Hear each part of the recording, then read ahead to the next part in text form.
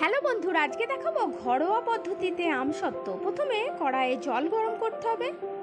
আমের মুখগুলো কেটে গোটা আমগুলো খোলা সমেত সেদ্ধ করতে দিতে হবে।